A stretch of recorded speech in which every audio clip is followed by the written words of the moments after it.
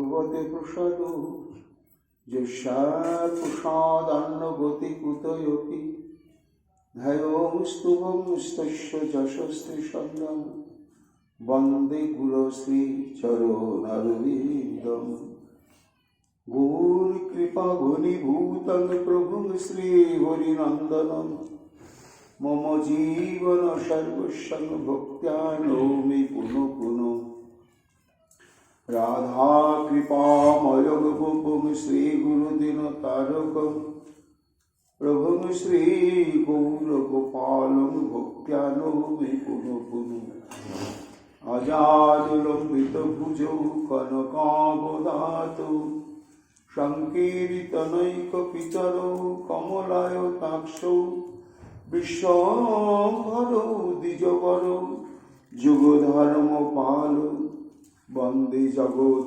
প্রিয়করৌ করুণায় অবতারৌ আনন্দ লীলাময় বিগ্রহায় হিমাঙ্গ দিব্য ছবি সুন্দরায় তস্मै মহাপ্রেম রস প্রদায় চৈতন্য চন্দ্রায় লব লবস্তি নিরানন্দ বিদং সর্বং প্রেমানন্দ স্ফুটিকৃতম যেন তং সততং বন্দে নিত্যানন্দ জগদ্গুরুম শ্রী অদ্বৈত নমস্তুভ্যং কুলীজন কৃপানিধে গৌরী প্রেম প্রদানায় শ্রী সীতাপতয়ে নমঃ রাধে স্বরূপায় গৌরাঙ্গ সুহৃদায় চ ভক্ত শক্তি প্রদানায় গদাধর নমস্তুতে প্রণমামি শ্রীবাসং তমাত্মং পণ্ডিতং মুদা শ্রী গৌরাঙ্গ কৃপা পাত্রং কীর্তনানন্দ মানসম গৌরী প্রেম প্রদায়ৈব সর্বত্র সমদর্শিনে নারায়ণ সুতায় চ শ্রীমন্নরহরৈ নমঃ বর্হাপিড়ভিরামং মৃগমদতিলকং কুণ্ডলাক্রান্ত গণ্ডং কঞ্জাক্ষং কুম্ভকণ্ঠং স্মেত শুভগমুখং সাদরে নস্ত বেনুম শ্যামং শান্তং দিভঙ্গং রবিকরবসনং ভূষিতং পরিচয়ন্ত্য়া বন্দে বৃন্দাবনস্থ যুগতি শতবৃতং ব্রহ্মগোপালগীশং নমো নলিন নেত্রায় বিনুবদ্ধ বিনোদিনে রাধাধর সুধা পালং শালিনে বনমালিনে হে কৃষ্ণ করুণা সিন্ধু দীনবন্ধু জগতে পতে গোপেশ গোপিকা কান্ত রাধা কান্ত নমস্তুতে মুখং করোতি বাচালং পঙ্গুং লঙ্ঘয়তে গিরিং যাতি কৃপা তমং বন্দে পরমানন্দ মাধবম তপ্ত কাঞ্চন গৌরাঙ্গী রাধে বৃন্দাবনেশ্বরী বৃষভানুসুতে দেবী তং নমামি হরিপ্রিয়ে মহাভাব স্বরূপাতং কৃষ্ণ প্রিয়া হরিয়সী প্রেমী ভক্তি প্রদে দেবী রাধিকা তং নমাম্যহম বন্দে নন্দ ব্রজ স্ত্রীণং পাদারণং অভিঘ্নশ যশাং পুরী কথোদ্গীতং পুনাতি ভুবনত্রয়ম আচতুরি বদন ব্রহ্মা দিবাহুর পরো হরি অভালোচন শম্ভুর ভগবান বদরায়ণী জং প্রভজন্তমনুপেতমপেত কৃতম দ্বৈপায়ন বিরহ কাতর যজুহাহু পুত্রতি তন্ময়াতয়া তরব যোগিনী দুস্তম সর্বভূত হৃদয় মণিমানতস্মি তমাদিদেবম করুণা নিধানম তমালবর্ণম শ্বেতাবতারম অপারো সংসার সমুদ্র সেতুম ভজামহে শ্রী ভাগবত স্বরূপম वंशाकल्पतरुभ्यश्च कृपा सिन्धुभ्यैव च पतितानां पावनेभ्यो वैष्णवेभ्यो नमो नमो। जय रूप सनातन भट्ट रघुनाथ श्रीजीव गोपाल भट्ट दास रघुनाथ भक्ति भरे बंदी छय गोसाईर चरण যাহা হইতে বিঘ্ন নাশ অভীষ্ট পূরণ।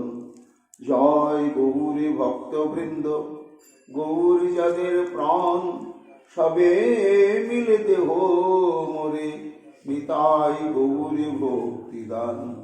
নিতাই গৌর হরি বল নিতাই গৌর হরি বল নিতাই গৌর হরি বল জয় জয় নিতাই গৌর হরি হরি বল।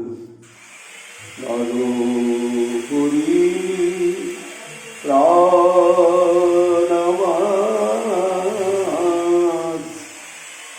গৌরাঙ্গহি হা গৌরা প্রাণ গৌরা গৌরাঙ্গহি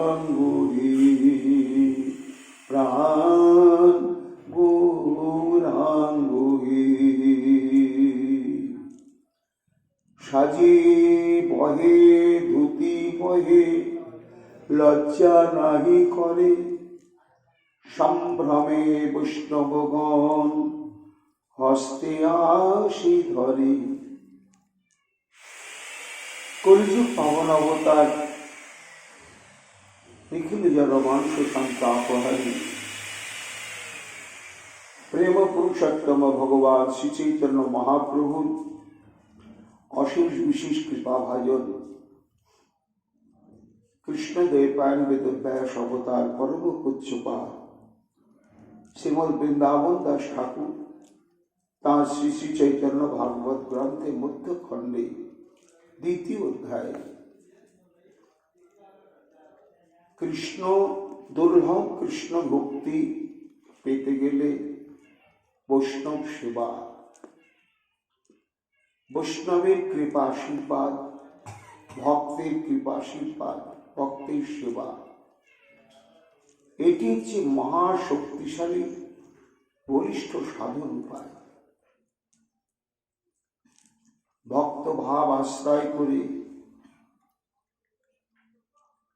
শ্রীকৃষ্ণ চৈতন্য মহাপ্রভু সেটি তিনি অকপটে এবং অত্যন্ত আন্তরিকতার সঙ্গে এই সেবা প্রাণতার প্রেম ভক্তি প্রাপ্তির এই মূল ভজনাঙ্গটি নিজে আচরণ করে আমাদের সামনে দৃষ্টান্ত স্থাপন করছে যে বৈষ্ণব সেবা, বৈষ্ণবের শুভ আশীর্বাদ, বৈষ্ণব এবং ভক্তির শুভ কামনা ব্যতি রেখে এই কলিহত জীব, কলির প্রভাব, জড়া প্রকৃতির প্রভাব,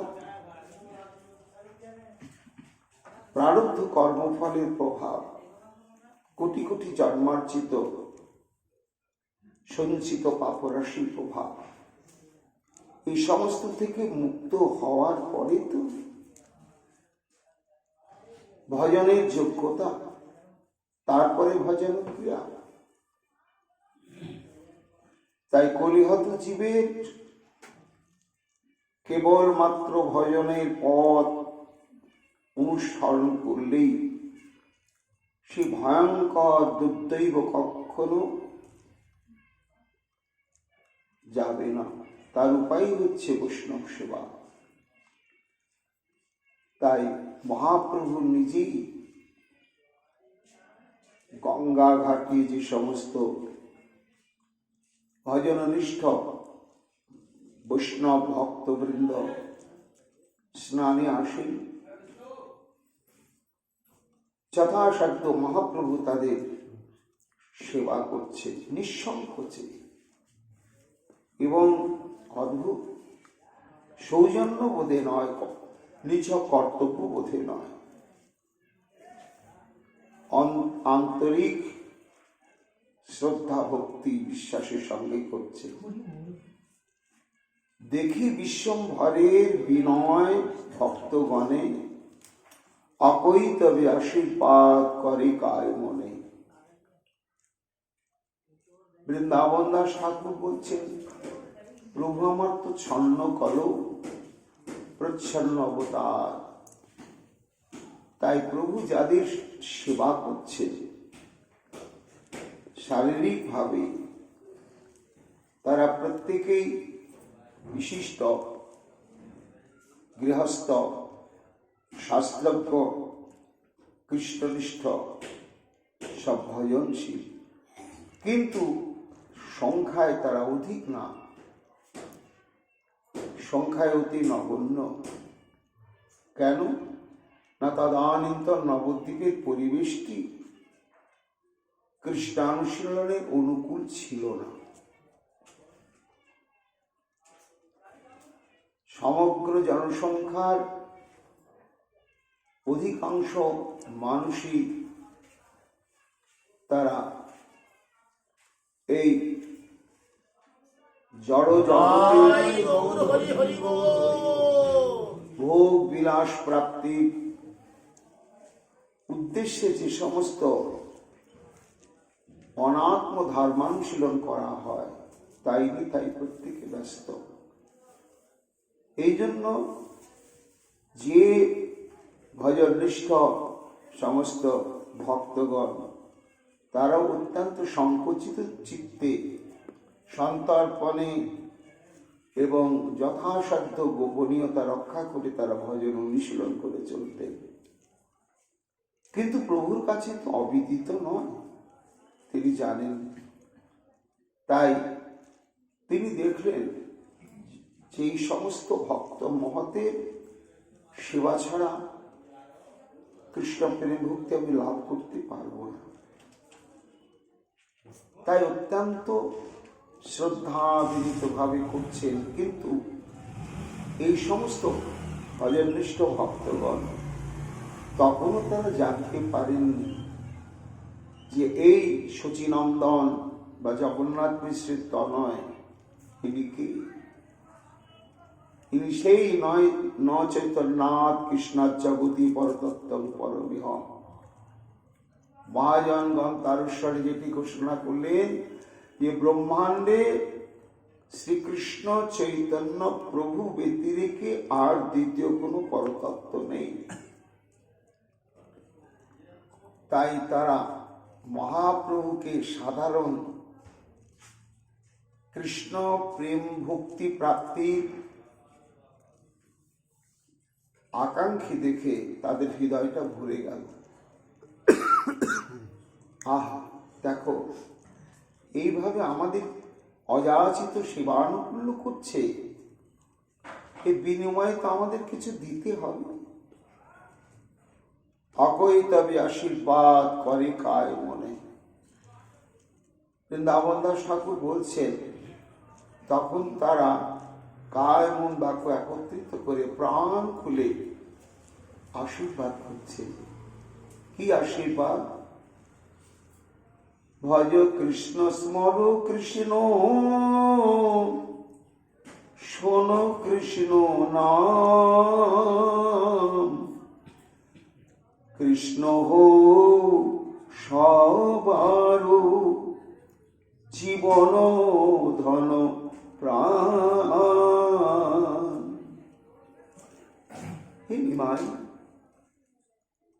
আমাদের দেবার কিচ্ছু নেই তোমার এই সেবার বিনিময়। তাই যদি জীবনে অকপটে শ্রীকৃষ্ণের চরণে তুলসী দিয়ে থাকি, অকপটে যদি তার নাম সাধন করে থাকি, তাতে যদি কিঞ্চিত কোনো স্বীকৃতি সঞ্চিত হয়ে থাকে, আজ আমরা সেই স্বীকৃতি তোমাকে উজাড় করে প্রদান করছি।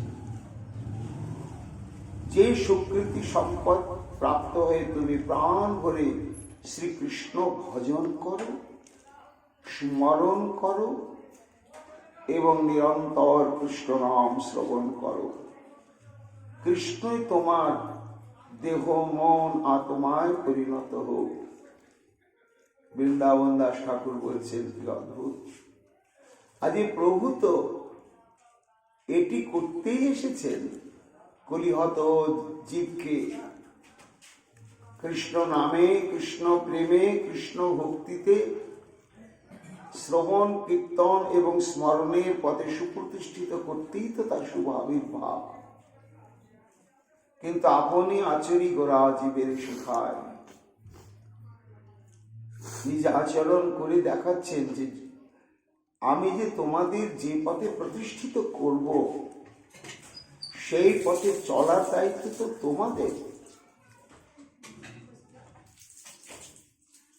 এইবার কি কেমন আদর্শে, কেমন ব্যাকুলতা নেই সেই পথ ধরে চলতে হবে, তোমরা একটু দেখে নাও। আশীর্বাদ করতে করতে তার আবার বলছেন, বলো হো কৃষ্ণ, হও কৃষ্ণ দাস, তোমার হৃদয়ে হো কৃষ্ণের প্রকাশ। অবানিমান, আহা, এত আরতি তোমার, আমরা প্রাণ খুলে আশীর্বাদ করছি, তোমার হৃদয়ের মধ্যে সাক্ষাৎ শ্রীকৃষ্ণের প্রকাশ ঘটুক। কৃষ্ণ বই আর নাহি স্ফুরুক তোমার, তোমা হইতে দুঃখ যাও আমার সবাকার।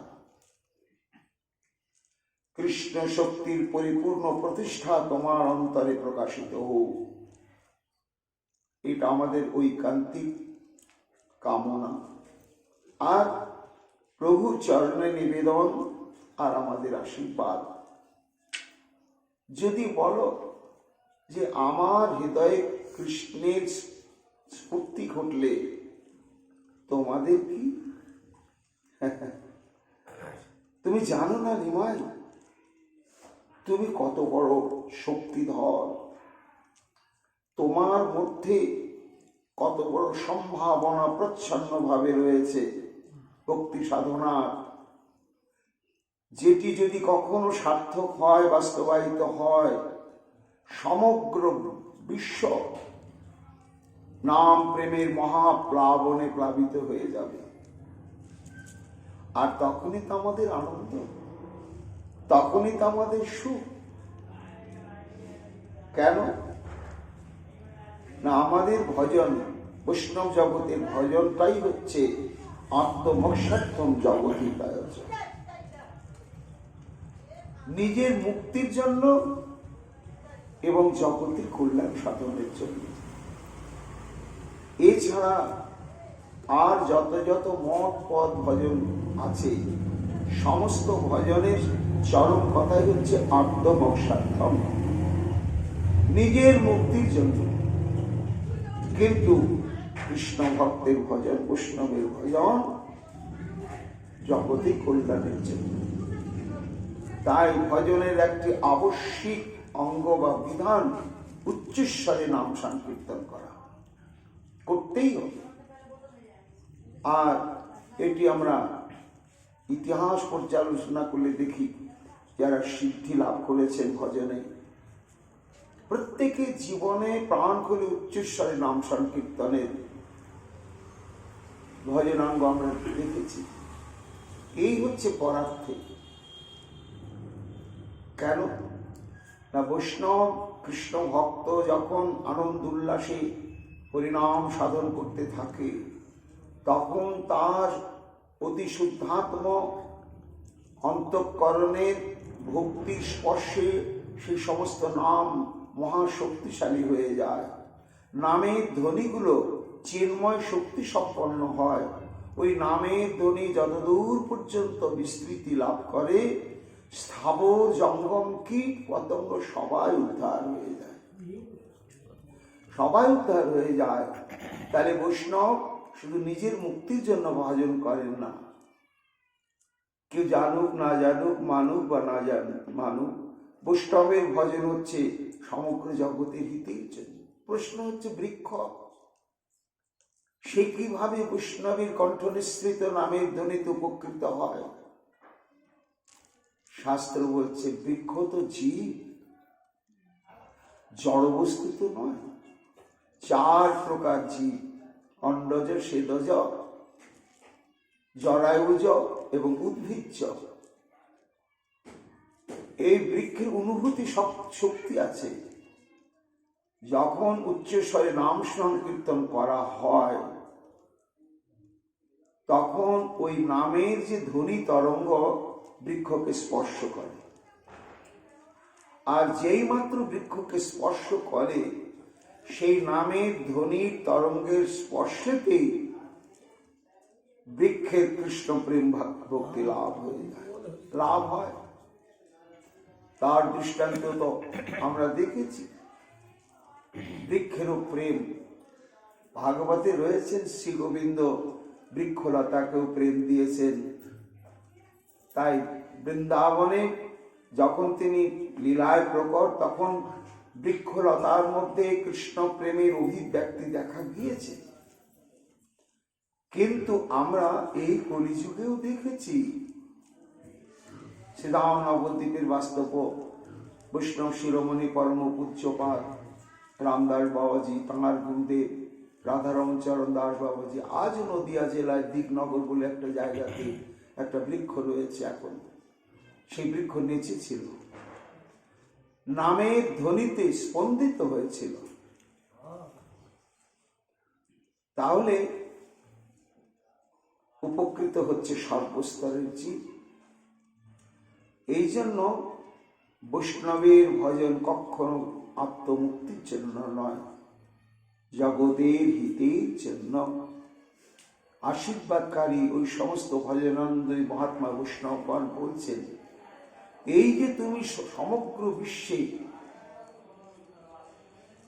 শক্তি সঞ্চার করে নামকে প্রতিষ্ঠা করবে, সমগ্র জগতের উদ্ধার হয়ে যাবে, সর্বজগৎ এই কৃষ্ণ প্রেমানন্দ ভোগ করবে।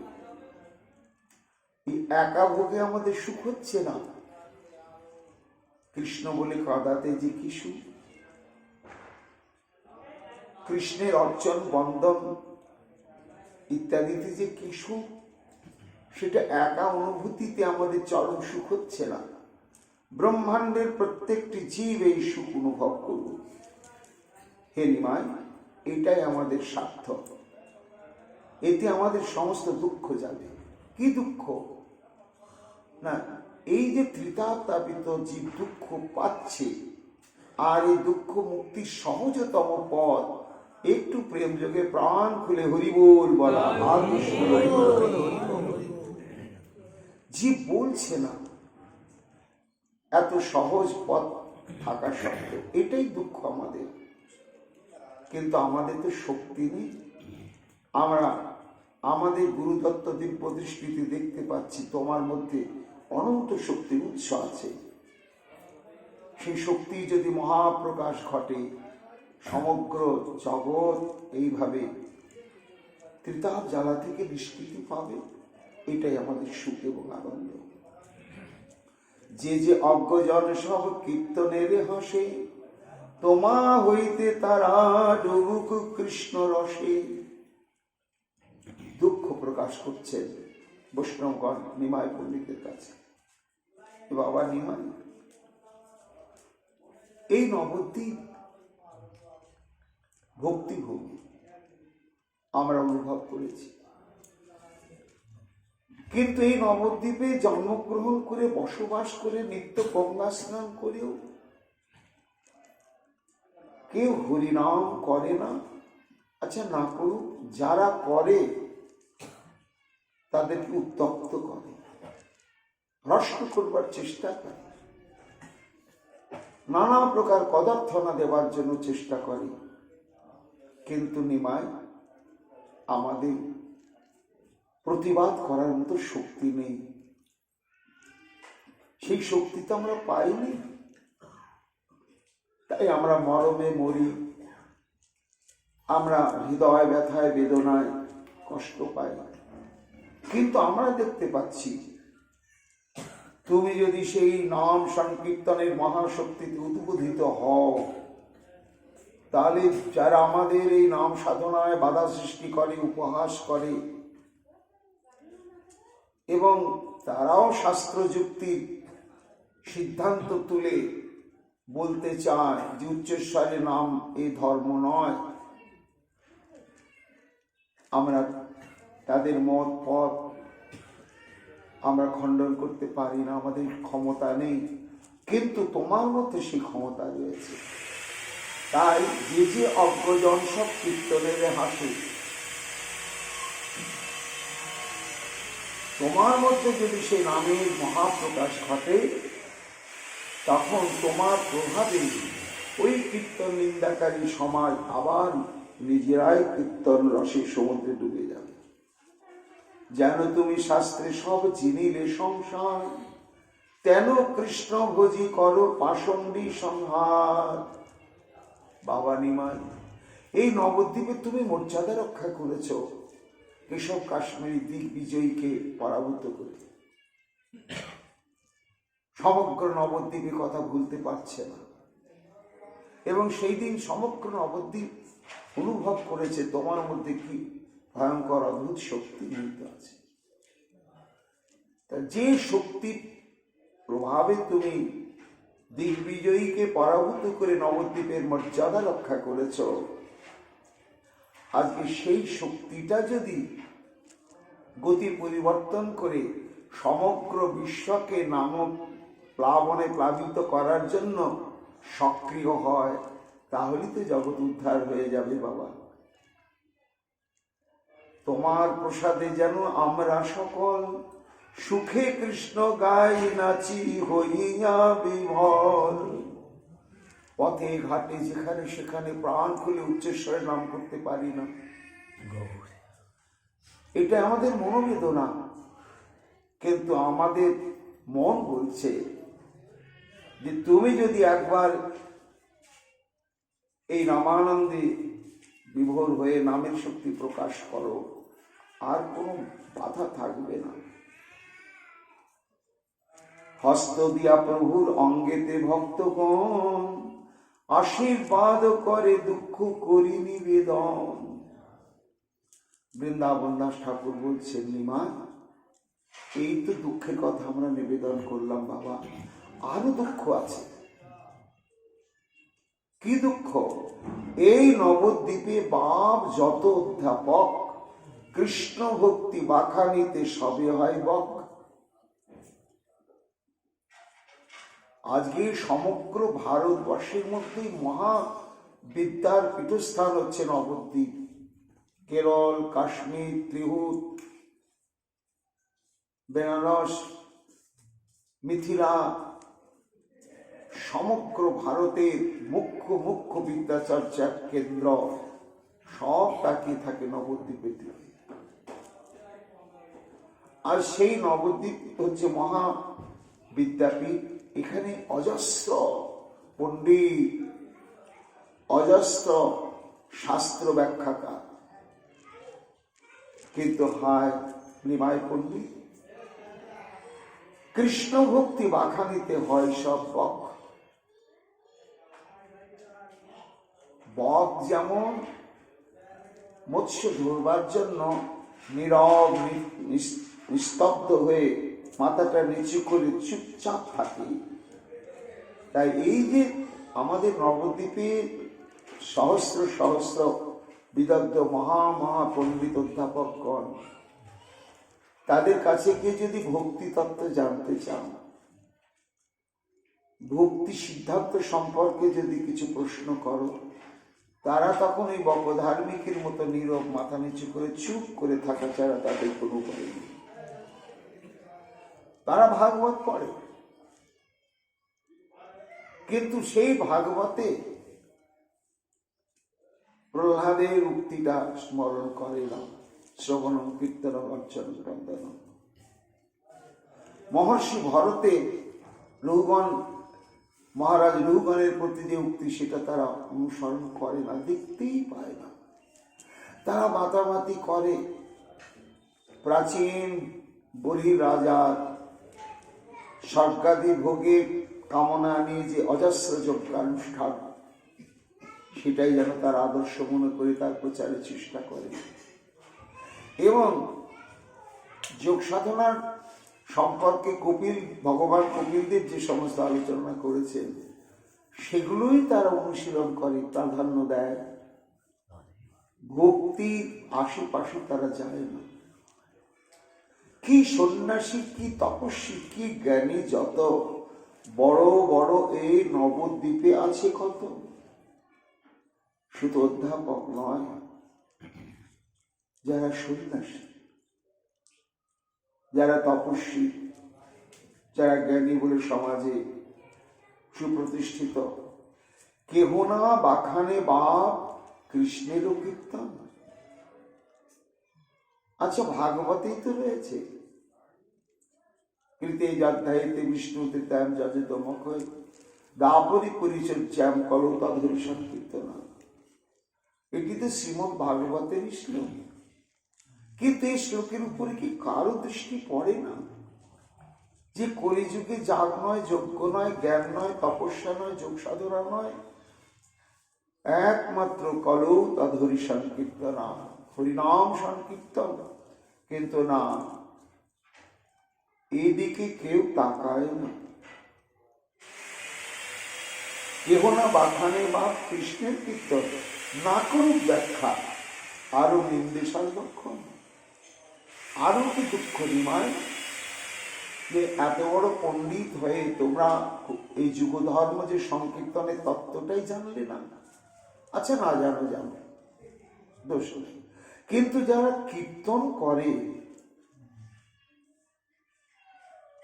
তাদের লাঞ্ছনা, তাদের কদর্থনা, তাদের সমালোচনা, তাদের নিন্দা, এটাও তো পণ্ডিতগণের উচিত নয়। কারণ যেহেতু ভাগবতে ঘোষিত যুগ ধর্মের বার্তা রয়েছে, এইসব আমাদের খুব দুঃখ। যতেক পাপিষ্ঠ শ্রোতা সেই বলো ধরে, তৃণ জ্ঞান কেহ আমার সবারে না করে।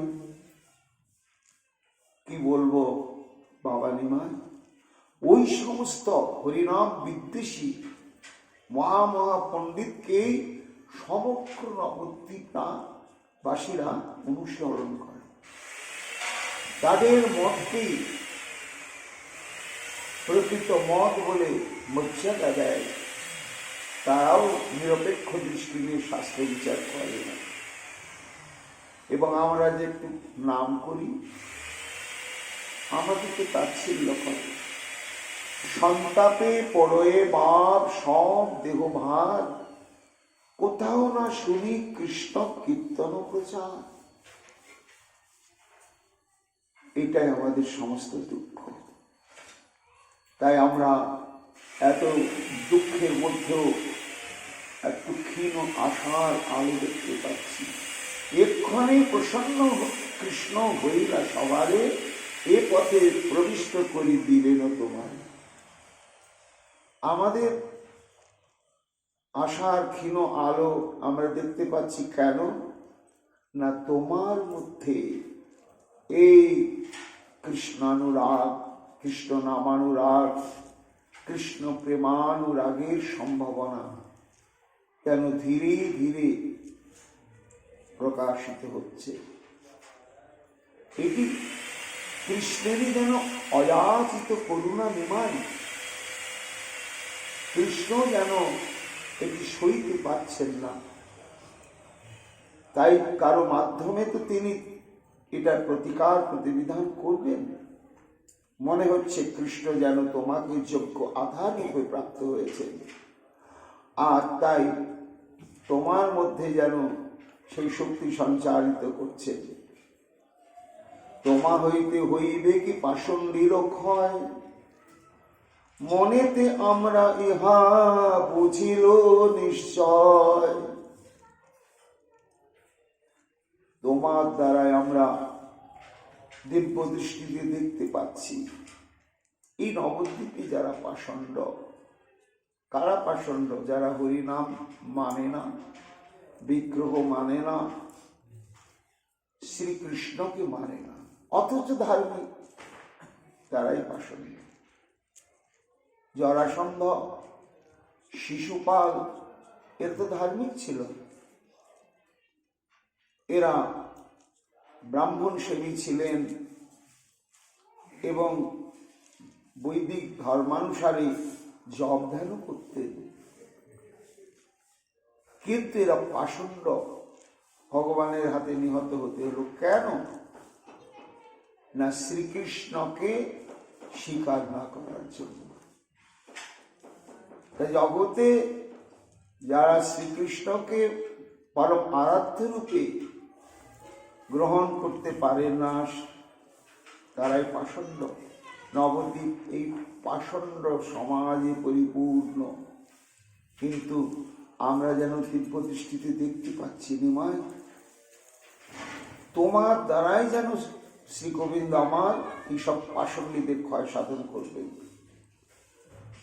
এর জন্য নিমাই তোমাকে বাঁচতে হবে অনেক দিন। চিরজীবী হও তুমি বলি কৃষ্ণ নাম, তোমা হইতে ব্যক্ত হোক কৃষ্ণ গুণগ্রাম। আমাদের পরমায়ু পর্যন্ত তোমাকে আমরা দিয়ে দিচ্ছি, তুমি দীর্ঘজীবী হও হয়ে নামের শক্তিতে মহাশক্তিমান হয়ে ব্রহ্মাণ্ডে তুমি সমস্ত পাষণ্ডগণকে নামানন্দে বিভোর করে দাও। ভক্তই আশীর্বাদে প্রভু শিরে করি লয়ে, ভক্তই আশীর্বাদে সে কৃষ্ণেতে ভক্তি হয়। আহা, বৃন্দাবন দাস ঠাকুর দেখছেন মহাপ্রভু মাথাটা নিচু করে জোড়াতে তাদের ব্যথা বেদনার অন্তরের কথা খুব মন দিয়ে শুনছে, এবং তাদের যে প্রাণ খোলা আশীর্বাদ তার প্রতি অকপটে বর্ষিত হচ্ছে, এটি অনুভব করতে করতে নয়ন দুটি ছল ছল। যে আমার স্বীকৃতি যেন তিনি নিতান্ত একজন সামান্য সাধক, তিনি যেন জীবনে দেখতে পাচ্ছেন যে আমার এই পাপ পঙ্কিলে আবদ্ধ জীবন দিয়ে কখনোই কৃষ্ণ প্রেম ভক্তি সাধন সম্ভব নয়, কিন্তু অসম্ভব সম্ভব হয় মহতের কৃপা যদি হয়। এই সমস্ত মহাভাগবত এদের আশীর্বাদ নিশ্চয় ব্যক্ত হবে না। মাথা পেতে যেন গ্রহণ করছে। শুনিয়া ভক্তের দুঃখ রঘু বিশ্বম্ভর, প্রকাশ হইতে চিত্ত হইল সত্তরিব। এতদিনে মহাপ্রভুর অন্তঃকরণ এইবার নাম প্রেম প্রচারের জন্য অনুরাগী হয়ে উঠল। না, আর দেরি করা যাবে না, আর অপেক্ষা করা যাবে না। প্রকাশ হইতে চিত্ত হইল সত্তা। তিনি যে ওই জন্য অবতীর্ণ হয়েছেন নাম সংকীর্তন প্রবর্তনের জন্য এবং রাধা দাস্য প্রদানের জন্য। তিনি তো সেটি জানেন, কিন্তু কেন কি জানি যেন অপেক্ষা করছিলেন। এইবার এই ভক্তগণের নয়নের জল আর হৃদয়ের ব্যথা বেদনা মাখা তাদের এই নিবেদন, তাদের প্রত্যাশা কথা শুনে প্রভু ব্যস্ত হয়ে গেলেন। আর দেরি করা যাবে না। প্রভু বলেন, তুমি সব কৃষ্ণের দ্বৈত, তোমরা যে বলো সেই হইব নিশ্চিত। মহাপ্রভুতি দন্যাদি দন্য ঘরে বলছেন যে হে ভাগবতগণ, হে মহৎগণ, তোমরা শ্রীকৃষ্ণের অত্যন্ত প্রিয়তম। গোবিন্দ ঘোষণা করেছেন দুর্বাসার কাছে, দুর্বাসা সাধু আমার হৃদয় আর আমি সাধুর হৃদয়। সাধু যেমন আমাকে ছাড়া কাউকে জানে না, কিছু জানে না, আমিও সাধু ছাড়া কাউকেই চিনি না, জানি না, আর কিচ্ছু জানি না। এই যে ভক্তের সঙ্গে ভগবানের যে অভিন্ন হৃদয়, এই জন্যই ভক্ত হচ্ছে সর্বাপেক্ষা প্রিয়। তা তোমরা তো পরম ভাগবত, তোমরা যে বলো সে হইব নিশ্চিত। মহতের বাণী কখনো ব্যর্থ হবে না। ধন্য মোর জীবন তোমরা বলো ভালো, তোমরা রাখিলে গ্রাসি পারে না রে কালো। বৃন্দাবন দাস ঠাকুর দেখছেন ছল ছল নয়ন মহাপ্রভু, তিনি প্রত্যক্ষ অনুভব করছেন যে মহতের কৃপা শক্তি সরাসরি তার অন্তঃকরণে গিয়ে কিভাবে প্রভাব বিস্তার করে তাকে অনুপ্রাণিত করছে।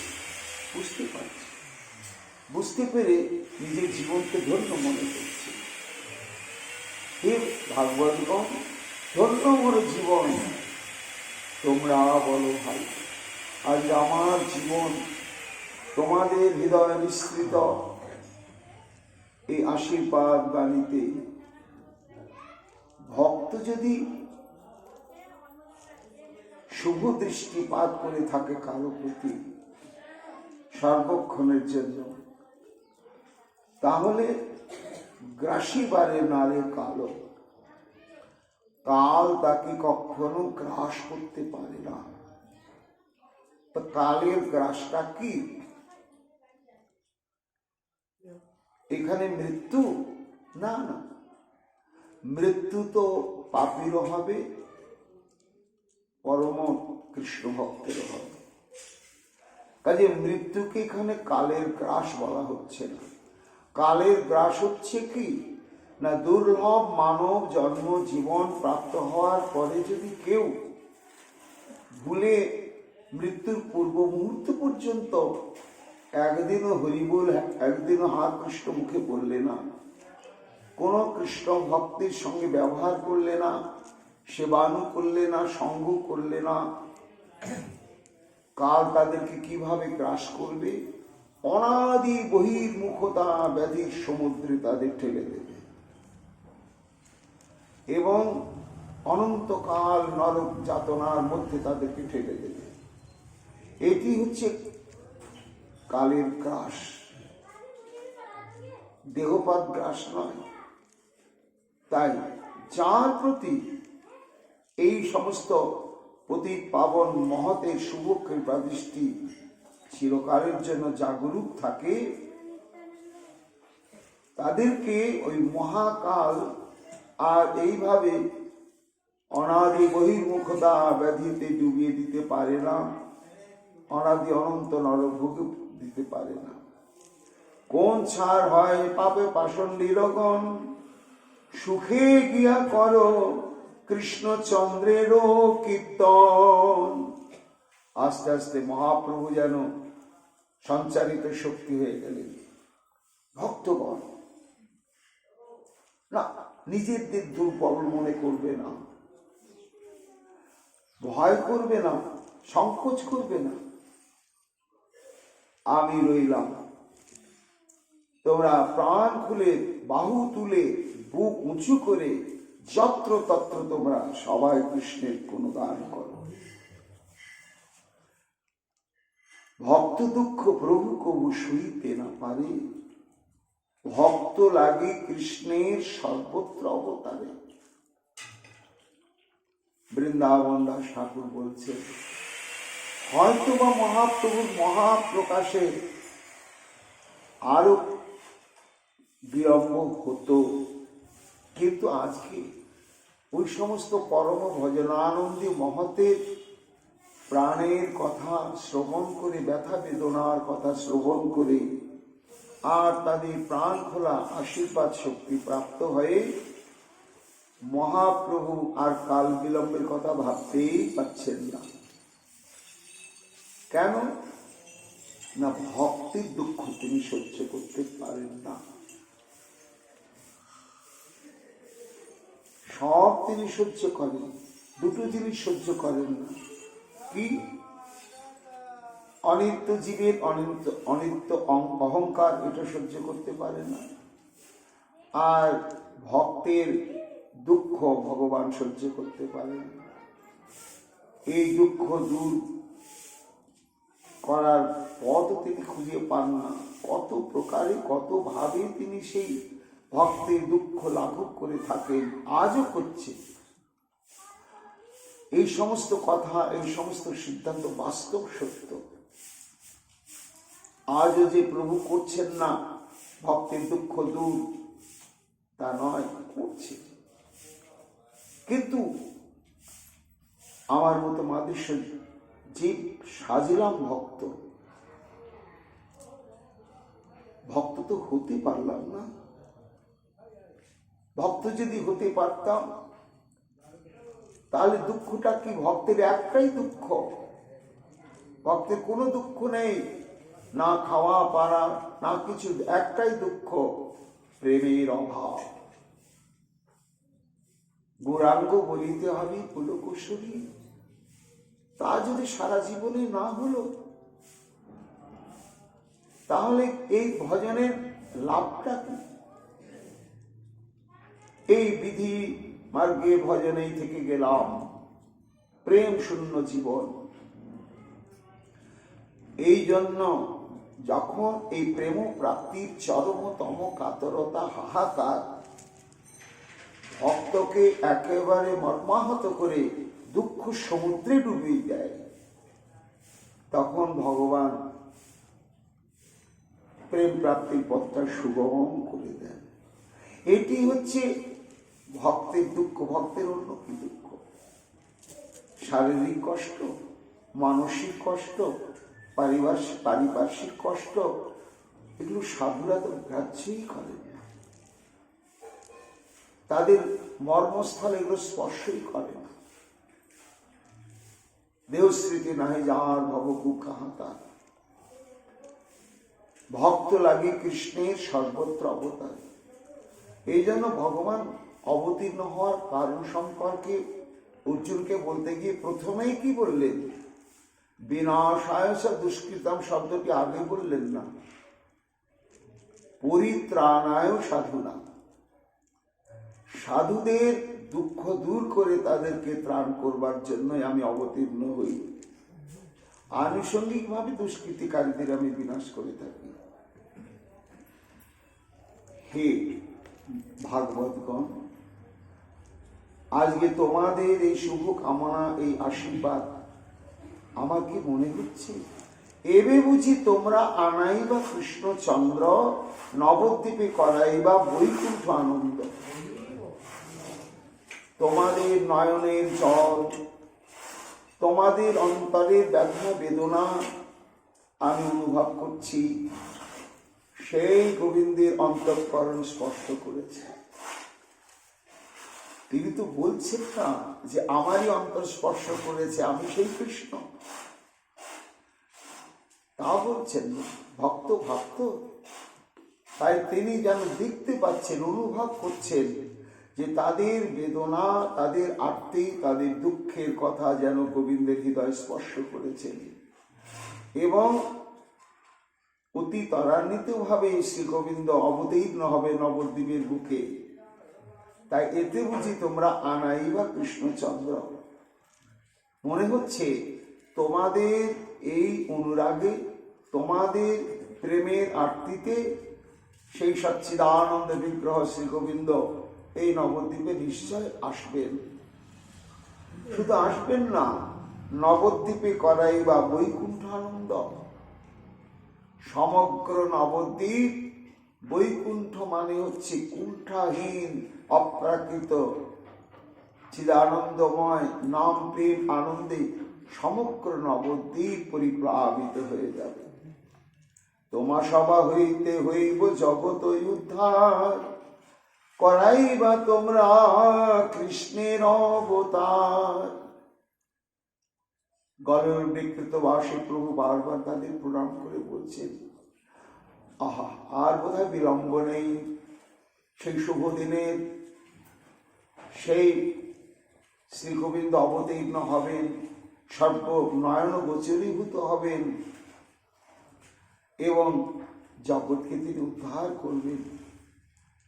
সেবক করিয়া মরে সবে জানিবা, এই বর মরে কভু না পরিহরিবা। বৃন্দাবন দাস ঠাকুর বলছেন, চতুর শিরোমণি তো কেন? ওই সমস্ত ভাগবত বৃন্দ তারা তো শাস্ত্রজ্ঞ, তারা যদি আবার মিলাতে চায় তাহলে কি কৃষ্ণ এসেই গিয়েছেন? তাহলে কি সেই কৃষ্ণই নিমাই পণ্ডিত? আচ্ছা, নিমাই পণ্ডিত সেই কৃষ্ণ কৃষ্ণ নয়, এই তর্ক বিতর্ক করতে করতে ভাগবতের দিকে তাকালেই তো আমি ধরা পড়ে যাব। তারা যখনই নবযোগেন্দ্র সংবাদে যাবেন তখনই তো এটি পাবেন, কৃষ্ণবর্ণ তৃষা কৃষ্ণ সাঙ্গা পঙ্গাস্ত্র পার্শ্বদেই যজ্ঞই সংকীর্তন জয়ন্তী শুভদেশ। তখন তো তারা আমাকে ছিঁড়ে ফেলবে, তাহলে তো আমার এই ভক্তভাব আস্বাদন তার হবে না। তাই একটু অনুমান করেই যেন প্রভু বলছেন যে, হে ভাগবতগণ, আমার নিকটে আপনারা অনেক কিছু প্রত্যাশা করছেন, এর জন্য আমি চরম ভাগ্যবান মনে করি, কিন্তু এর উপরে আমার উপরে ধারণা যেন আপনাদের কখনো না আসে। আমি সামান্য তোমাদের একজন সেবক। এই যে আমার কাছে সেবা প্রার্থনা করা হলো জগতে নাম প্রেম প্রচারের জন্য, আমি আমার জীবনের সমস্ত শক্তি দিয়ে এই আদেশ পালন করব। আর আমি যে তোমাদের একজন অনুগত একান্ত সেবক, আমার প্রতি সেবক ভাবনা থেকে যেন আপনারা কখনো সরে গিয়ে আমাকে সেব্য তত্ত্বে প্রতিষ্ঠিত করবেন না। আমি চিরকাল বৈষ্ণব ভাগবত মহৎগণের দাসানুদাস হয়ে থাকতে চাই। এই বর মরে কভু না পরিহরিবা, এই যে আমাকে আশীর্বাদ করার যে মনোবৃত্তি, এটা যেন কখনো হারিয়ে না যায়। তো নিমাই পণ্ডিত তো সেই ভগবান, তাহলে সেই আশীর্বাদ আর হবে না। সবার চরণ ধুলি রয় বিশ্বম্ভর, আশীর্বাদ সবে করেন বহুতর।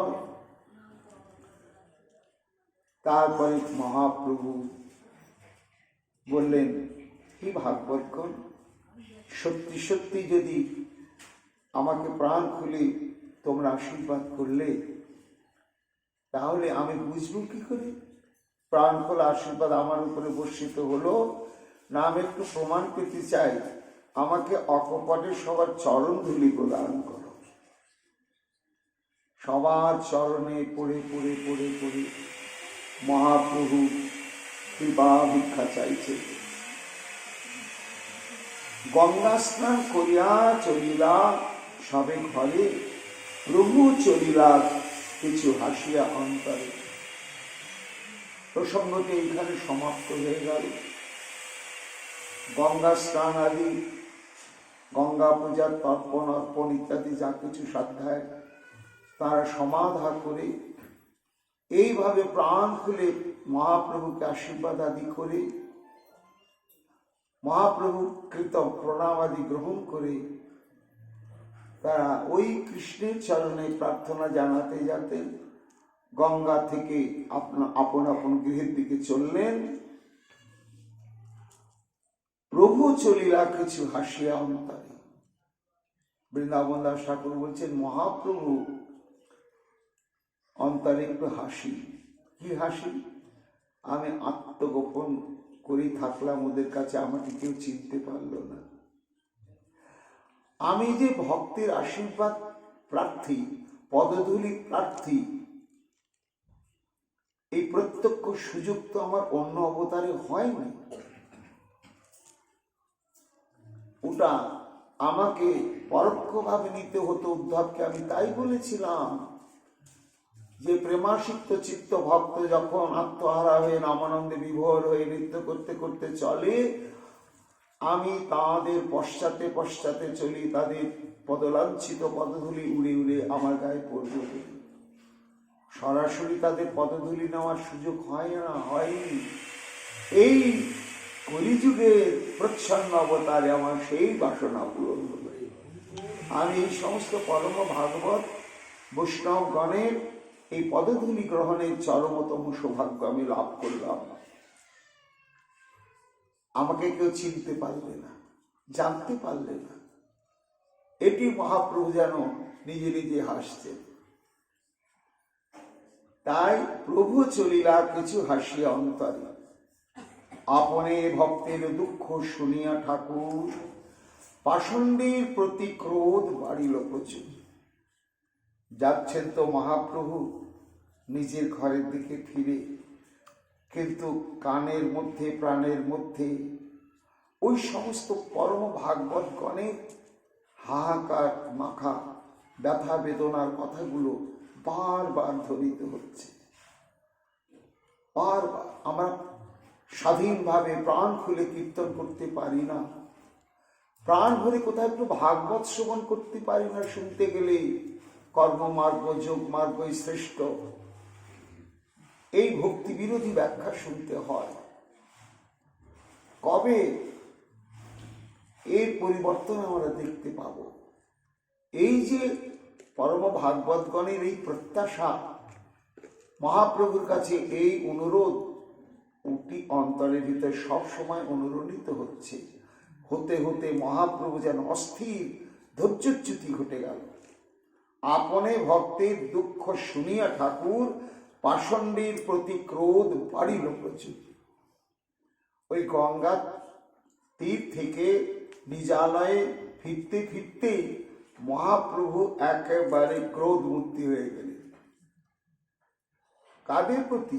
ওই সমস্ত পাষণ্ডীদের প্রতি, যারা ভাগবত অধ্যয়ন করেও অধ্যাপনা করেও ভক্তিকে স্থাপন করে না, জ্ঞান কর্মযোগাদিকে স্থাপন করে, তাদের প্রতি ভয়ঙ্কর ক্রোধ। আপনে ভক্তের দুঃখ শুনিয়া ঠাকুর, পাষণ্ডীর প্রতি ক্রোধ বাড়িল প্রচুর। সংহারিব সব বলি করো হুঙ্কার, মুই সে বলে বারে বার। বৃন্দাবন দাস ঠাকুর বলছেন, এখানেই তো ভগবানের দুর্বলতা। ভক্তের দুঃখ একেবারেই তিনি সহ্য করতে পারেন না, একটু না। এই যে তারা কেঁদে কেঁদে প্রাণের দুঃখ সমস্ত দিক থেকে নিবেদন করেছেন, মহাপ্রভু যেন আর কাল বিলম্ব করতে পারছেন, সব সংহার করব। কে যেন বলছে, তুমি নিমাই পণ্ডিত, কি করে সংহার করবে?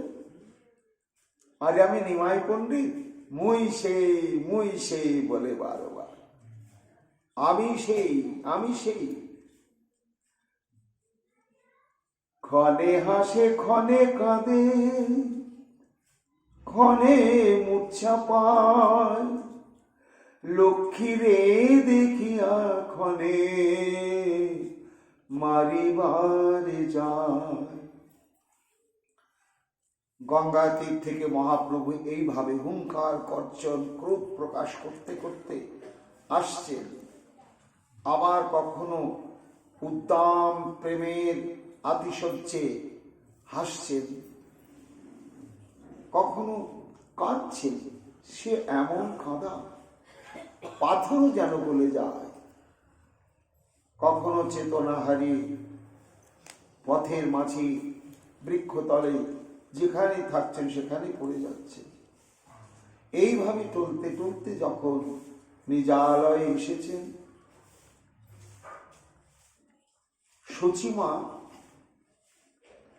দূর থেকে লক্ষ্য করছিলেন নিমায়ের এইরকম অসংলগ্ন আচরণ। বৌমা, বেরিয়ে দেখো তো, নিমায় মনে হচ্ছে প্রকৃতিস্থ নয়।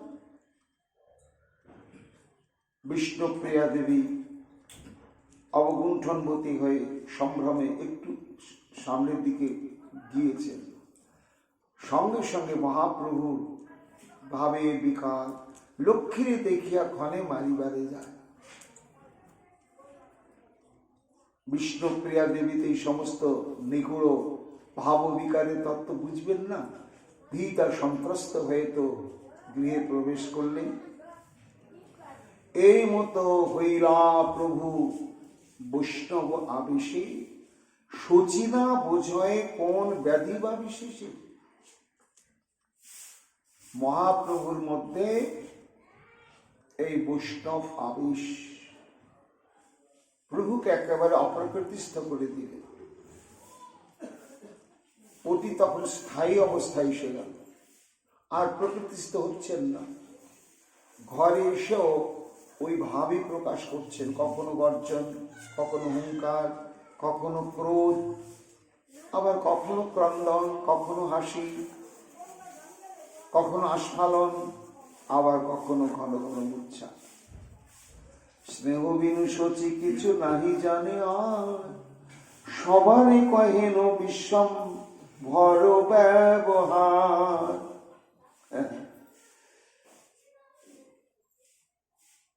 শাস্ত্র বলে যে স্নেহবতী মায়েরা ভগবত তত্ত্ব জানে না, স্নেহে অন্ধ হয়। তাই সচি মাতা পরম ব্রহ্মকে গর্ভে ধারণ করে পুত্রবোধে স্নেহে অন্ধ হয়ে আছেন। তিনি তো জানেন না তার পুত্রটাকে। তাই কি হলো, গঙ্গার থেকে আসার পরে নিমাই আর স্বাভাবিক সুস্থ হচ্ছে না, এবং কাছেও যাওয়া যাচ্ছে না ভয়ে। কি বলছে, কি করছে।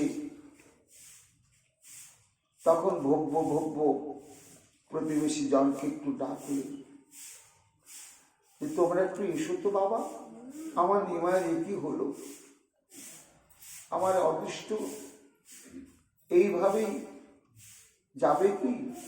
বিধাতায় স্বামী নিল নীল পুত্রগণ, অবশিষ্ট সকলে আছে একজন। তাহার কি রূপমতি বুঝনে না যায়, খেনে হাসে খেনে কাঁদে খেনে মূর্ছা পায়। মায়ের প্রান্ত সমস্ত প্রতিবেশীদের ডেকে খেদে খেদে বলছে যে আমার এই দুঃখিনী জীবন একইভাবে দুঃখে দুঃখে অতিবাহিত হয়ে যাচ্ছে, আর সুখ প্রাপ্তির সম্ভাবনা এই জীবনে আসবে না। কেন না, আমার 8টি কন্যা, তারা কেউ নেই। তারপর এসেছিল বিশ্বরূপ, সেও নেই। সতীর একমাত্র পরম আশ্রয় হচ্ছে পতি, আজ আমি সেই পতিহারা। একমাত্র সম্বল ওই বিশ্বম্ভর, ওই নিমাই। কিন্তু হায়, এ কি নিমাইয়ের এই পরিস্থিতি? গয়া যাবার আগে তো এরকম নিমাই ছিল না, ঘর মুখ ছিল, আমার সেবা পরায়ণ ছিল। কিন্তু এই গয়া থেকে ফিরে আসার পরে নিমাইয়ের যে কি হলো, আপনে আপনে কহে মনে মনে কথা, ক্ষণে বলে ছিন্দ ছিন্দ পাষণ্ডের মাথা।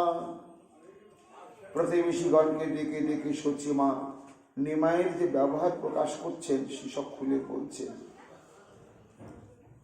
যে দেখো ভক্তগণ, কখনো তো হাসির কাঁধে মূর্ছা যায়, আবার বিড়বিড় করে নিজেই কি যেন বলে, কেউ নেই, অথচ যেন কার সঙ্গে কথা বলেই চলেছে। আবার কখনো হুঙ্কার গর্জন করে যেন রুদ্ররূপ ধারণ করে, ছিন্দ ছিন্দ পাষণ্ডীর মাথা। ক্ষণে গিয়া গাছের উপরে ডালে চড়ে, না মেলে লোচন ক্ষণে পৃথিবীতে পড়ে। দন্ত করমরি করে মাল সাটো মারে, গড়াগড়ি যায় কিছু বচন না স্ফুরে, নাহি শোনে দেখে লোক কৃষ্ণের অভিকারে, বায়ু জ্ঞান করি লোক বলে বাঁধিবারে। বৃন্দাবন দাস ঠাকুর বলছেন, মা যখন কেঁদে কেঁদে পাড়া প্রতিবাসীকে ডেকে ডেকে দূর থেকে নিমাইকে দেখাচ্ছেন, আর নিমাইয়ের এই অসংলগ্ন আচরণের কথা কেঁদে কেঁদে তাদের কাছে নিবেদন করে জিজ্ঞাসা করছেন যে আমার নিমাই তোমরা কেউ বলতে পারবো কেন এমন হলো, এটা কি? বৃন্দাবন দাস ঠাকুর বলছেন, এরা তো কৃষ্ণ প্রেম অভিকার, কৃষ্ণ ভক্তি, কৃষ্ণ ভক্ত সম্পর্কে অনভিজ্ঞ। কি করে বুঝবে যে মহাপ্রভুর এই অবস্থাটি প্রেমোত্থ, প্রেম থেকেই জাত? তারা প্রাকৃত জগতের মানুষ, প্রাকৃত দৃষ্টিভঙ্গি, আর প্রাকৃত দৃষ্টিভঙ্গি নিয়ে তারা মন্তব্য প্রকাশ করছে। কি করছে? বায়ু জ্ঞান করি লোক বলে বাঁধিবারে, বলে ও সচিমা, এর আমরা দেখেই বুঝতে পেরেছি এই বায়ু রোগের প্রবল হয়েছে, ভয়ঙ্কর বায়ু রোগ প্রবল হয়েছে, যার জন্য উন্মাদগ্রস্ত হয়ে গিয়েছে।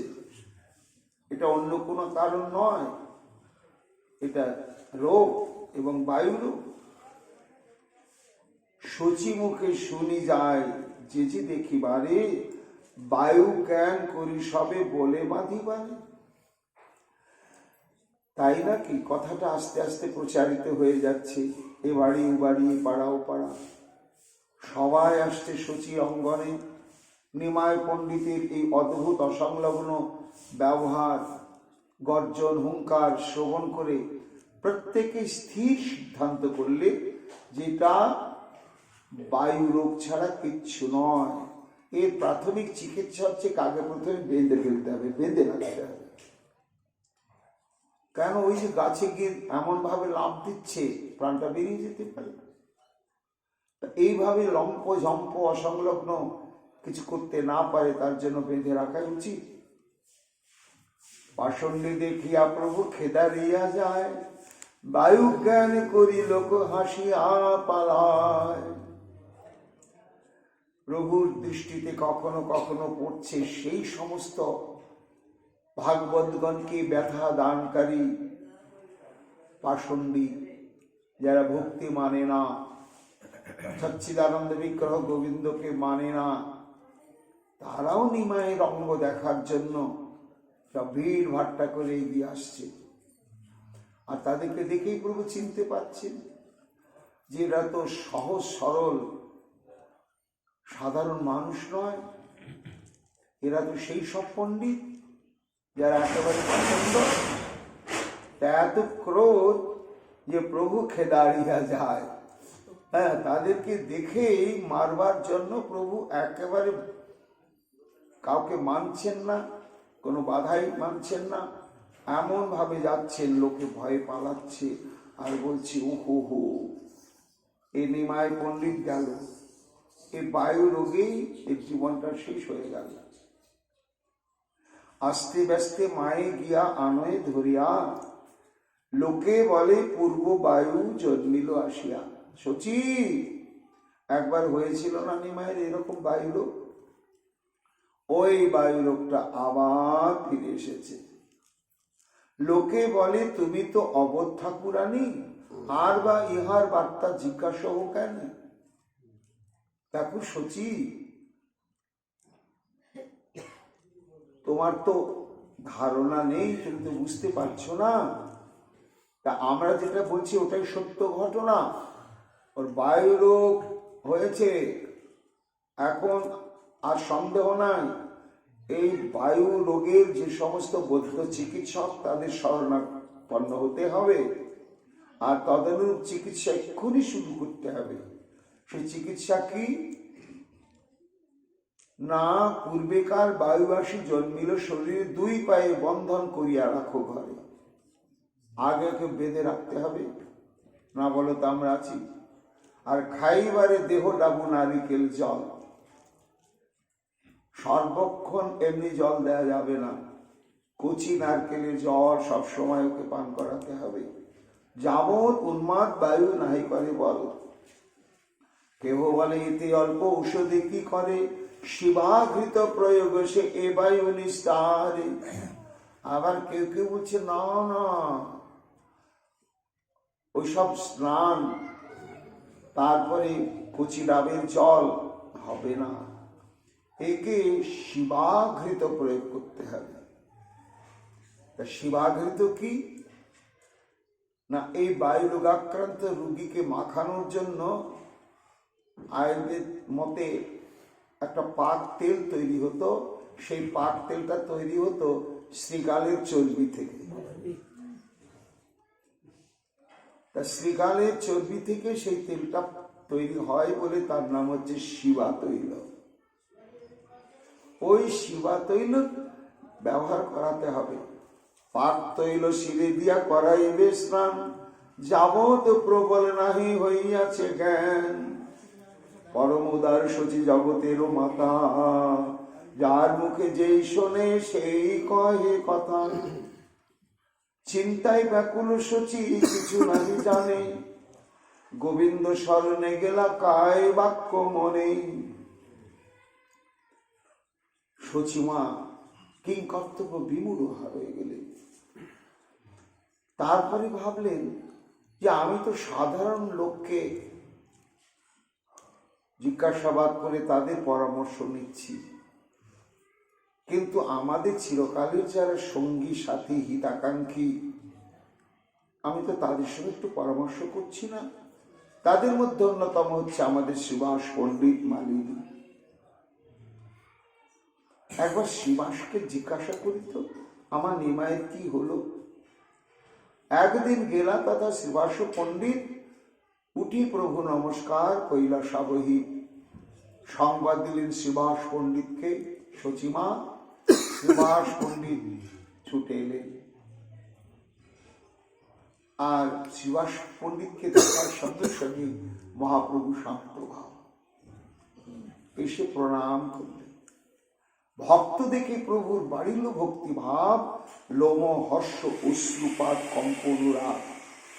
তুলসীরে আছিলা করিতে প্রদক্ষিণে, ভক্ত দেখি প্রভু মূর্ছা পাইলা তক্ষণে।